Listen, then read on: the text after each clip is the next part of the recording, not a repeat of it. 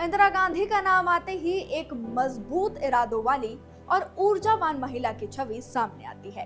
देश के पहले प्रधानमंत्री की बेटी और आयरन लेडी के नाम से मशहूर इंदिरा गांधी ने देश को नई दिशा दी। लेकिन एक समय ऐसा भी था जब देश की सबसे ताकतवर महिला को उन्हीं के क्षेत्र में जाकर राजनारायण ने लोकसभा चुनाव में हरा दिया था।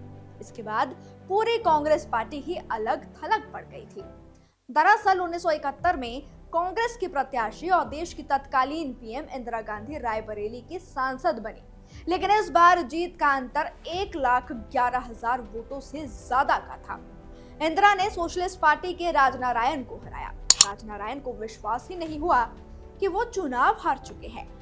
इंदिरा की जीत को राजनारायण ने हाई कोर्ट में चुनौती दी और याचिका में कहा कि इंदिरा गांधी ने चुनाव जीतने के लिए सरकारी मशीनरी और संसाधनों का दुरुपयोग किया है, इसलिए उनका चुनाव निरस्त कर दिया जाए।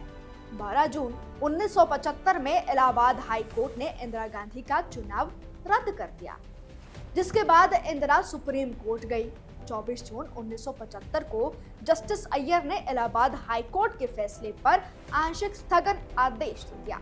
जस्टिस अय्यर ने फैसला दिया था कि इंदिरा गांधी संसद की कार्यवाही में भाग तो ले सकती है, लेकिन वोट नहीं कर सकती। जस्टिस अय्यर के इस फैसले के बाद विपक्ष ने इंदिरा गांधी पर अपने हमले तेज कर दिए। 25 जून 1975 को दिल्ली में जयप्रकाश नारायण की रैली रामलीला मैदान में हुई। इसी रैली के बाद इंदिरा गांधी ने आधी रात को देश में आपातकाल की घोषणा कर दी थी।